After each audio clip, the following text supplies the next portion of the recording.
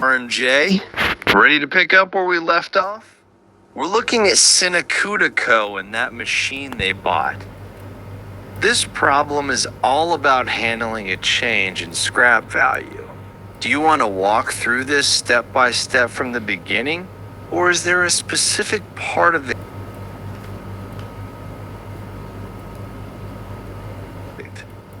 Let's start with the basics. First, we need to know how much value this machine loses every year before any changes happen. In accounting, we call the cost minus the scrap value the depreciable amount. It is the total value we expect to use up. We take the $34,000 cost and subtract the $4,000 scrap value from the question, then divide by the 5-year life. That gives us $6,000 of depreciation every single year. So far, does that formula and where those numbers came from make sense? Spot on. They are exactly the same thing. Some textbooks say scrap, others say residual, but in your head, just think of it as the trade-in value at the very end. Since we've got that initial $6,000 yearly charge, are you ready to see how much the machine is worth on paper after 3 years? Yes. All right, let's track the time. From September 30th, 20x5 to October 1st, 20x8 is exactly 3 years.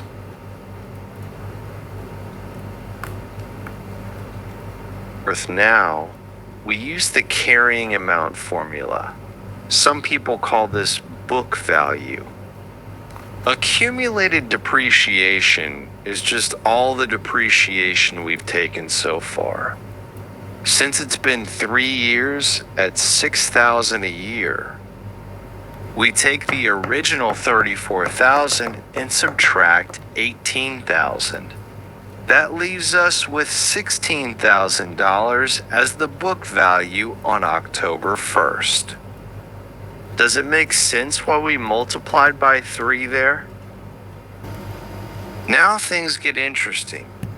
On October 1st, 20x8, the company realizes that scrap metal isn't worth as much as it used to be.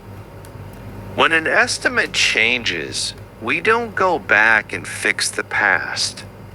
We just deal with the value we have left over the time we have left.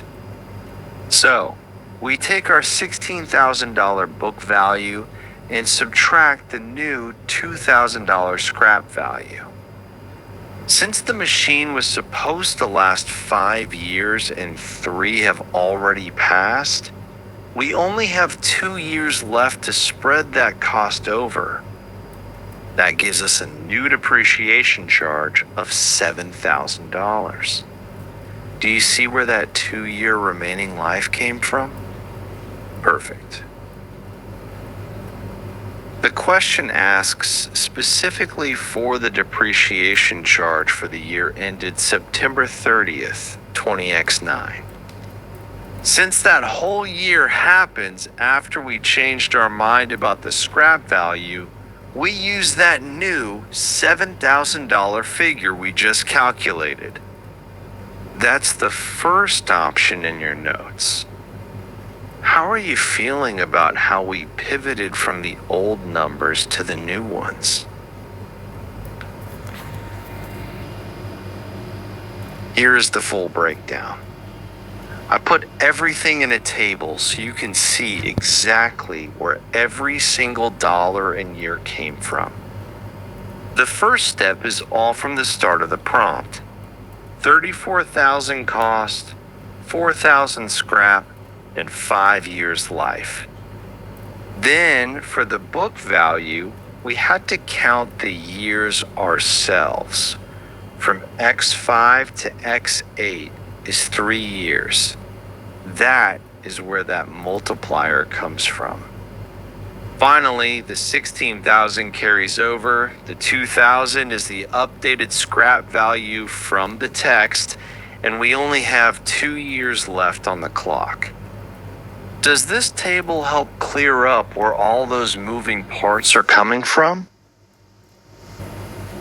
Boom, we nailed it. I've put 3 flashcards on the board for you to review later. Since we've walked through the whole calculation and the summary, are there any other parts of this problem or your notes you want to look at? In an exam, you have to be a detective.